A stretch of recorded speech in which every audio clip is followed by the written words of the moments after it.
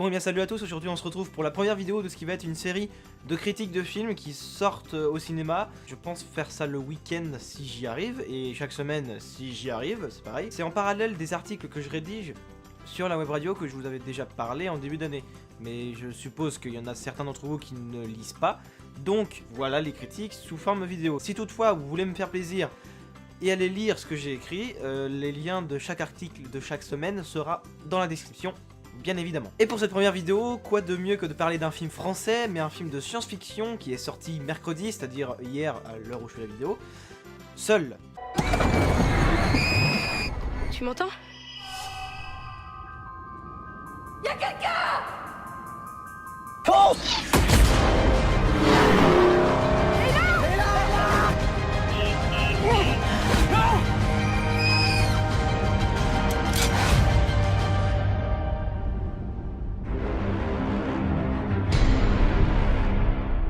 Seul est donc un film qui est sorti le 8 février 2017 et j'ai été le voir le 9.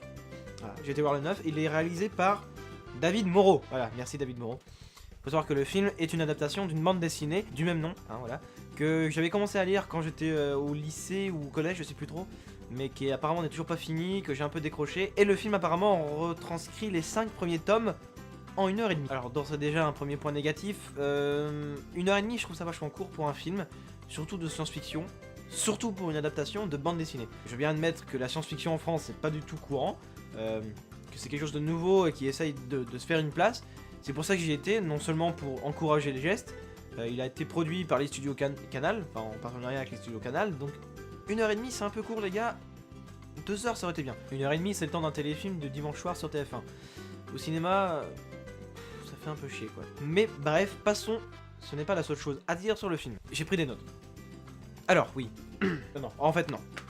Putain, d'abord dire ce que j'en ai ressenti sur le coup, sur ma mémoire. Alors, je suis assez mitigé par rapport au film, c'est assez flou en fait. On a l'impression qu'ils ont vraiment essayé de bien faire, mais qu'ils avaient pas trop envie de se risquer non plus. L'heure et demie est bien répartie, enfin je veux dire ça va, le film ne me paraît pas trop court non plus. Même si la durée en elle-même c'est court, le ressenti au visionnage, ça va. Je sais pas, il y a un truc qui fait que ça a pas fait mouche en fait. Je dirais pas qu'il est merdique, il est pas merdique. La science-fiction française, dès qu'on entend ces mots-là, on est vraiment réticent. Et je trouve ça vraiment dommage parce qu'il y en a plein qui essaient de faire de la science-fiction et c'est génial. Je pense notamment à la web-série Le Visiteur du Futur, qui est de la science-fiction, faut quand même le dire, réalisée par François Descraques, avec son frère Raphaël Descraques, toute l'équipe de French Ball, maintenant French Ball, enfin voilà, c'est une série que j'adore, et c'est de la science-fiction, et ces mecs-là, waouh, enfin ils ont réussi à se faire un nom dans la web-série, mais en film de science-fiction français, là, sans faire de recherche, j'en ai pas qui me viennent à l'esprit. Je cherche un peu là. Non, là tout de suite, j'en ai pas. Je vais m'insulter moi-même au montage, mais j'en ai pas. L'un des gros points noirs du film, c'est que la 3D, elle est... Wow. Ça se voit que c'est un film qui avait quand même pas énormément de moyens. Enfin, je veux dire, par rapport aux grandes productions hollywoodiennes, c'est normal. Je rappelle encore une fois que la science-fiction, c'est pas du tout quelque chose qui est courant en France, donc évidemment, ça fait un peu peur de s'investir là-dedans. Et il y a certains plans aériens, ça se voit que c'est en 3D, mais il y avait des tas d'autres possibilités que de faire une ville en 3D avec une bagnole qui roule dans les rues. C'est pas beau et ça se voit. Vraiment.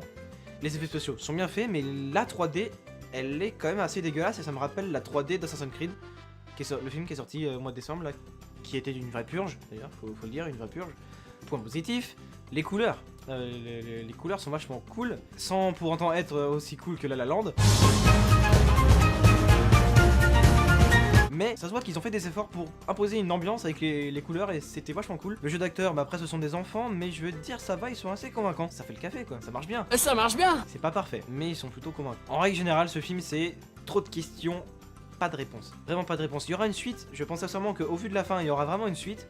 Mais quelle forme elle aura, je sais pas vraiment. Les 20 dernières minutes sont vraiment les meilleures, on ressent bien le truc. Au moment du twist, où on apprend pourquoi ils sont seuls et tout ça.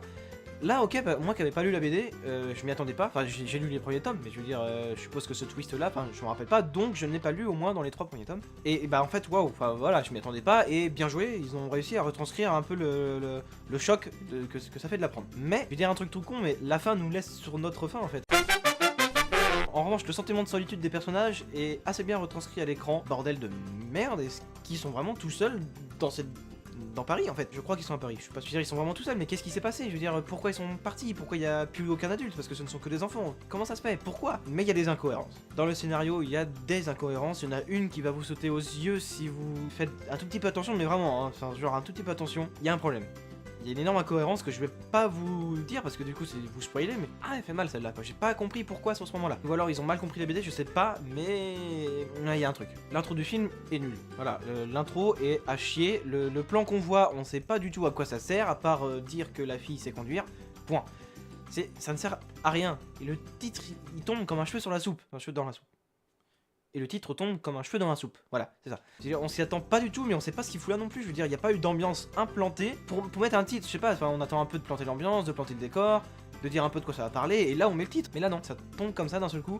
J'ai l'impression que c'est typiquement français ça. Si vous voulez faire apparaître le titre de votre film à l'écran, mettez-le pas n'importe comment, enfin n'importe quand, parce que là vraiment on a l'impression que vous avez tourné la scène du karting.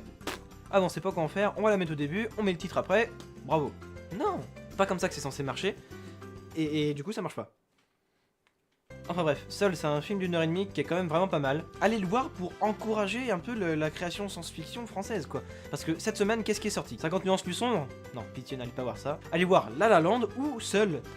Allez voir une comédie musicale ou encourager le cinéma français. Faites quelque chose, n'allez pas voir 50 nuances plus sombres qui est une sombre daube. Quoi qu'il en soit, j'espère que cette vidéo vous a plu. Je pense que c'est très décousu comme critique, mais j'en ai rien à cirer parce que je pense que ça va évoluer au fil des vidéos. N'hésitez surtout pas à me dire ce que vous en avez pensé dans les commentaires du coup. Est-ce que je vous ai donné envie d'aller voir le film? Est-ce que j'en dis trop? Est-ce que j'en dis pas assez? Je sais pas, dites-moi vraiment ce qui va ou ce qui va pas. N'hésitez pas à vous abonner du coup, à partager la vidéo, à laisser un petit pouce bleu si vous en avez envie. Et je vous dis à la prochaine. Ciao!